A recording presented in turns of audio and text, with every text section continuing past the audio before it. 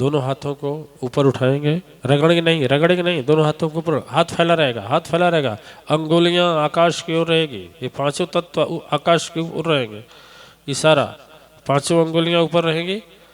हाँ, और आंखें बंद होगी और सोचेंगे कि सोचें सदगुरु खड़े हैं, उनके हाथ से प्रकाश निकल रहा है और माँ के हाथ से भी प्रकाश निकल रहा है। वह प्रकाश पांचों अंगुलियों के माध्यम से, यानी 10 है, 5 बाएं 5 दाएं।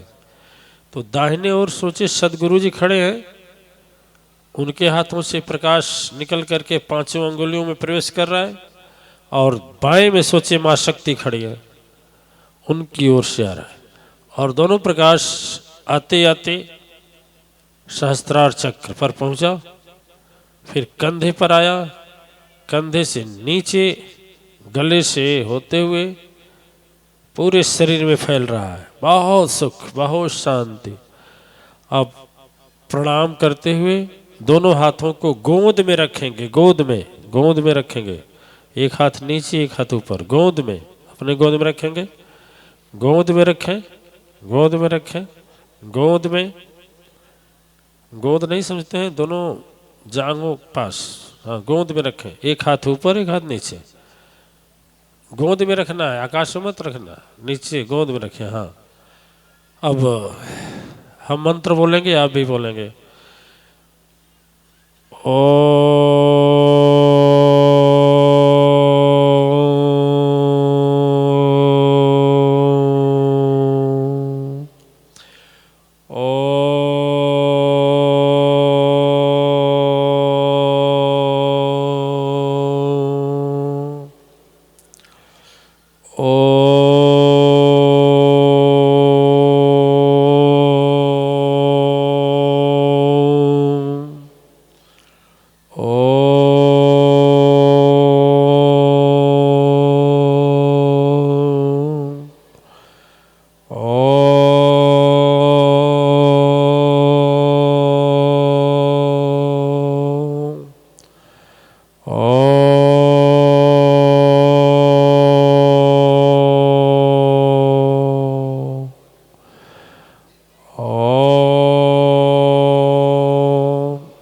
शांत शांत शांत। बस प्रणाम करते हुए और याद करते हुए सब सुख और शांति को धीरे धीरे आंखें खोल दीजिए। चलिए, आज का ध्यान हम पूछेंगे आचार्य विद्यानंद सरस्वती जी से, ठीक है? अब हम पूछेंगे, विद्यानंद सबसे पूछते हैं, हम उनसे पूछें। अरे पकड़ना नहीं पड़ेगा हमको उठाने के लिए। विद्यानंद सरस्वती से पूछेंगे आज के ध्यान का सुखद अनुभव। ओम ओम। अकल्पनीय, अविश्वसनीय, अकथनीय, अवर्णनीय। वाह वाह, बहुत अच्छा। अकल्पनीय, जिसका कल्पना नहीं किया जा सकता, अकथनीय, जिसको कहा नहीं जा सकता, अवर्णनीय, जो वर्णन में ना आ सके। सही बात है। बहुत अच्छी चीज आपको खिला दें, पूछे स्वाद बताएं, बता पाएंगे? वही महाराज जी बोल रहे हैं। अब बत्ती खत्म हो गई। गूंगे की है ना गति कुछ कहत न आवे, जो मीठे फल के रस अंतर्गत ही भावे, परम स्वाद जब हूँ निरंतर अमिय तोष उपजावे। जो खाया वो भी गूंगा, और जो नहीं खाया, जो आया है वो भी पछता रहा है, जो नहीं आ रहा है। जो आया इसलिए पछता रहा है कि तो जल्दी खत्म हो जाएगा और बढ़ जाता तो, आज जो नहीं आया इसलिए पछता रहा है कि हम भी गए होते, हम भी पाते। तो सही बात है, जब अकथनीय है, सही है, यह बातें सही है। तो हाँ, और कुछ कहना चाहते कहें? आजा, किसको अच्छा नहीं लगा? जिसको अच्छा न लगा हो, जिसको अच्छा न लगा हो वह हाथ उठावे। तो जिसको अच्छा न लगा हो, जिसको अच्छा न लगा हो वही हाथ उठावे। जिसको अच्छा ना लगा, किसको किसको अच्छा लगा है, चलिए आप लोगों का हम स्वागत करते हैं।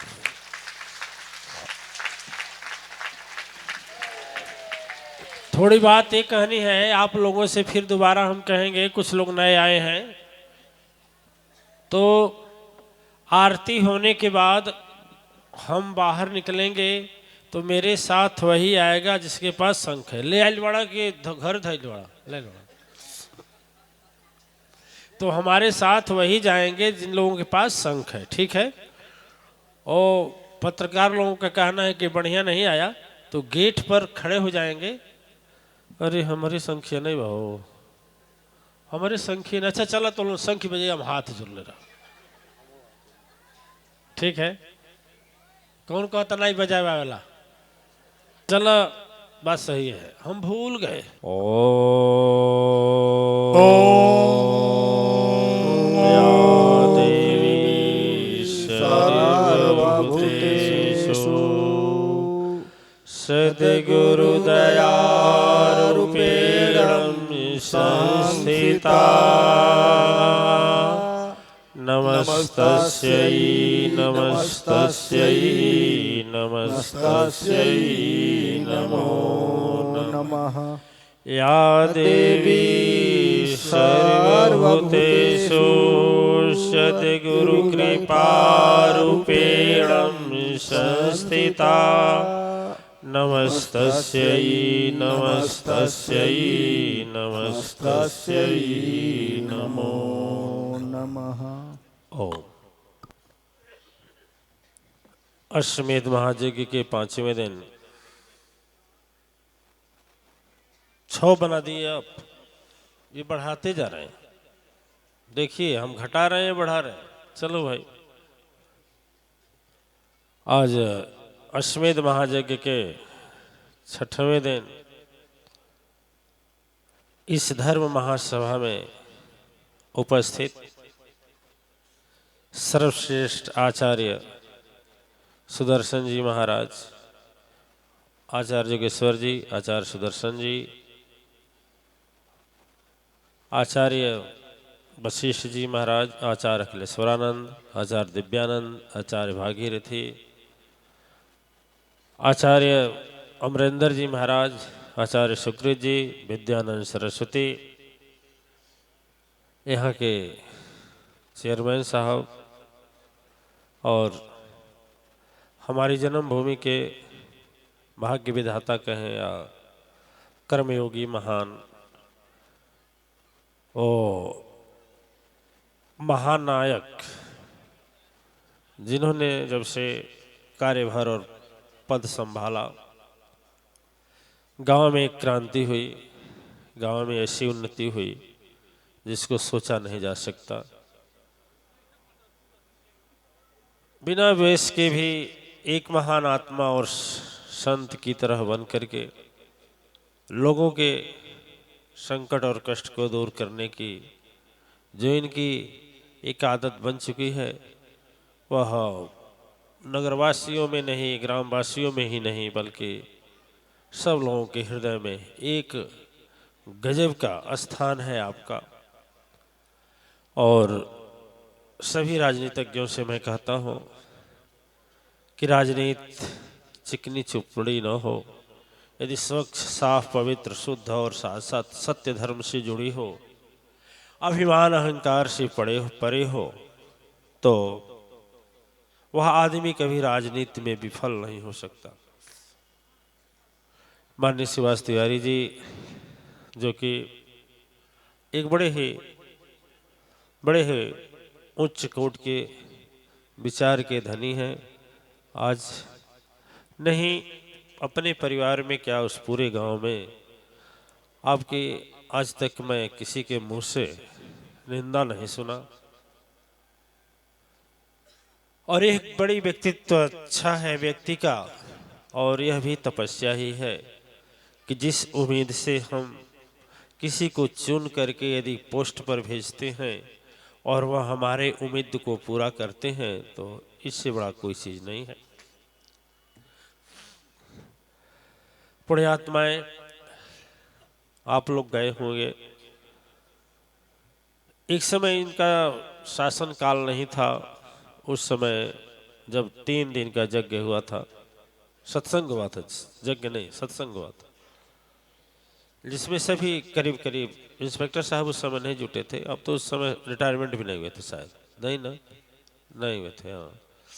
लेकिन जो भी लोग गए थे वहाँ पर, उस समय आपका शासनकाल नहीं था। कोई मातेश्वरी परिवार का दीक्षा लिए हुए व्यक्ति ही वहाँ के कार्यकाल देख रहे थे। लेकिन अब इधर जो गए होंगे तो तब से और अब से कितना परिवर्तन हो गया, कितना परिवर्तन हो गया जो सोचा नहीं जा सकता। दिव्य आत्माएं धर्म सभा है, लेकिन राजनीति भी धर्म से ही चलती है। और राजनीति में बैठने वाला व्यक्ति धर्म और सत्य के सहारा से जब इंसाफ करने लगता है ना, तो अभी भगवान राम की श्रेणी में आता है, भगवान कृष्ण की श्रेणी में आता है।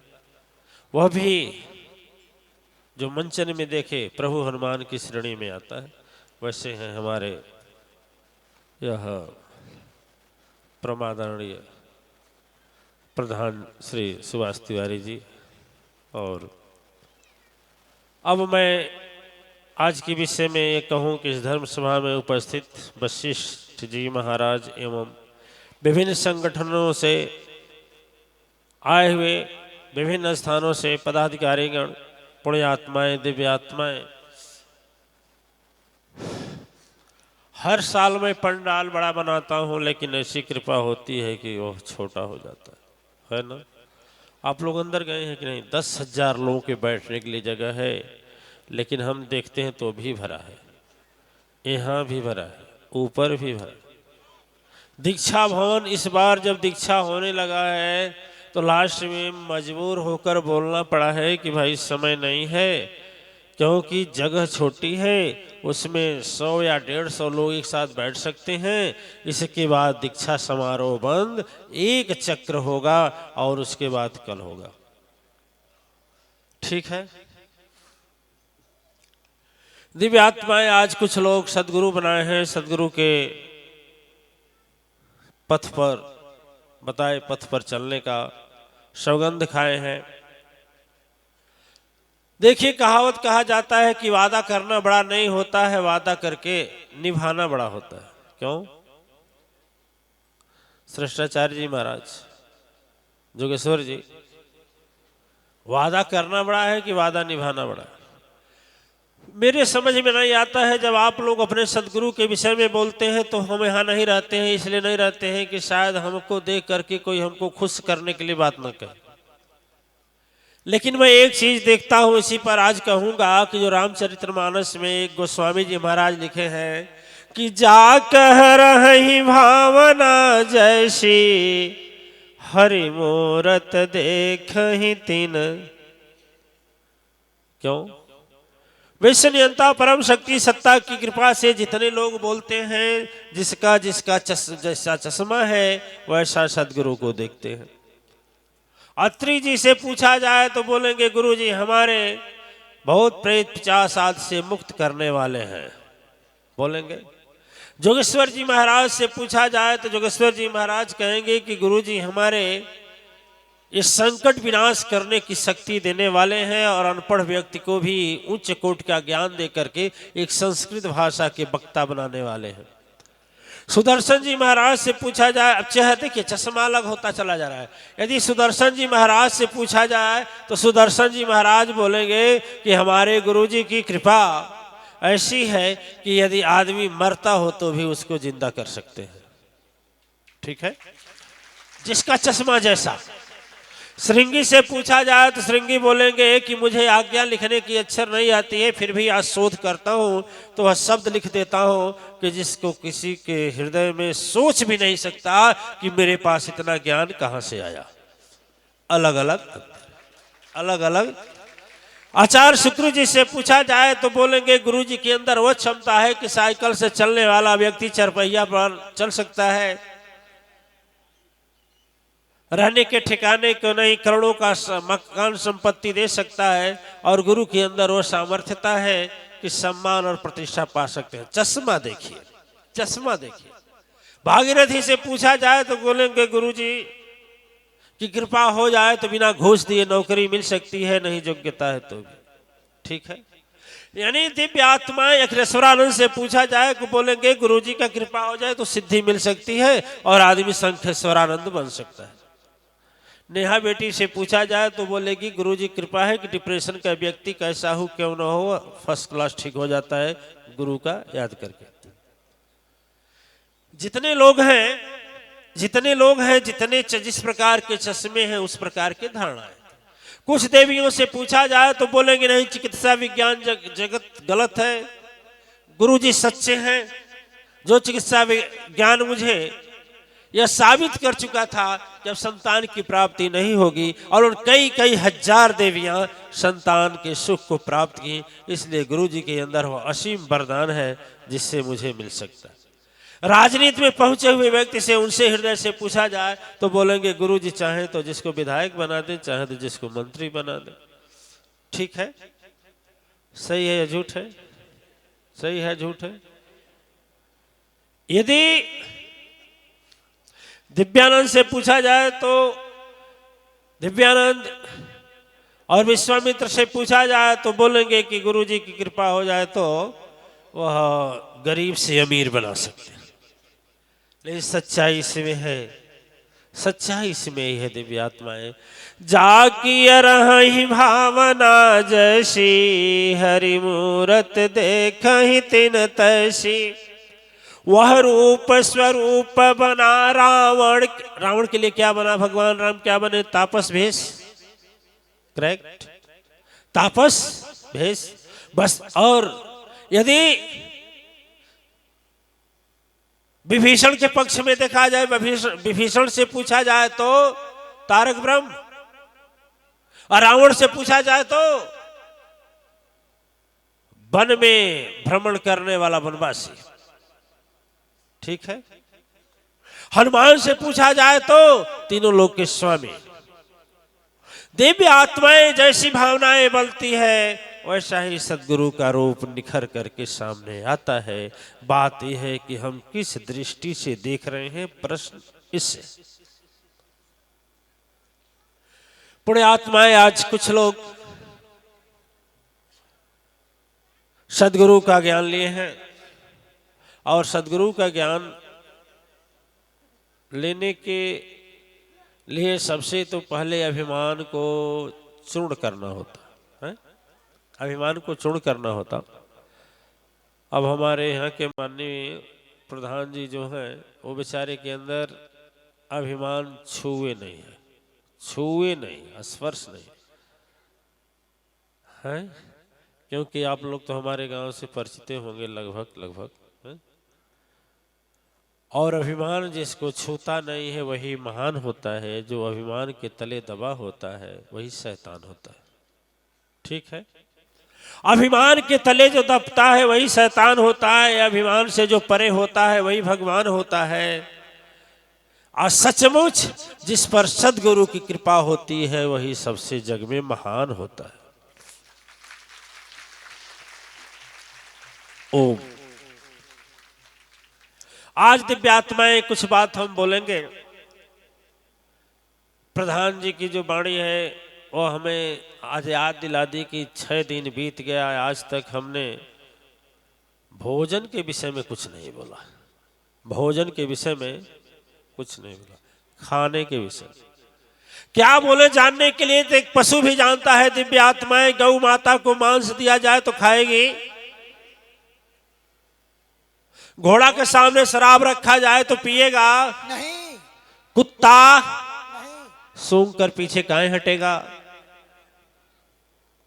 और बोलेगा कि हम गधा होकर भी नहीं पीते, और मैं घोड़ा होकर के भी नहीं सूंघता हूं, और तुम आदमी हो कि घोड़ा, तुमसे तो अच्छे हो मैं, है ना। अब भागेंगे शराब पीने वाले और मांस भक्षण भागेंगे, उभर गया ना सबका चिट्ठा। मैं कहता हूं कि मानव बने हो, मानव इंसान बने हो, मनुष्य बन जाओ। इस धरा पर एक महान व्यक्ति का अवतरण हुआ जिसे जय गुरुदेव के नाम से जानते हैं, वह बोलते थे, हाथ जोड़ कर विनय हमारी, बन जाओ अब शाकाहारी। देखिए ऐसा उपदेश देते हैं, और मैं ऐसे उपदेश कहता हूं कि यदि नहीं बनोगे तो काल कसाई कौन कहे, जीते घसीटे जाओगे। ऐसी बीमारी पड़ेगी प्यारे, कभी दवा ना पाओगे। मैं आपसे पूछना चाहता हूं, मांस खाने वाले कुछ लोग बोलते हैं मांस खाने से आदमी बलिष्ठ होता है, बलवान होता है। बलवान होता है? बोलिए, बलवान होता है? ये बताइए, आज भी किसी मशीन की शक्ति को नापा जाता है तो हार्स पावर से नापा जाता है? 2 horse power, 5 horse power, 60 horse power, 100 horse power बोलते हैं ना। हार्स घोड़े की शक्ति। लेकिन आप बता सकते हैं घोड़ा मांस खाता है कि चना खाता है? फिर बलवान होता है कि नहीं बलवान होता है? अच्छा, कुछ लोग तर्क देते हैं कि वो तो मांस खाने से आदमी को बड़ा अच्छा स्वाद लगता है।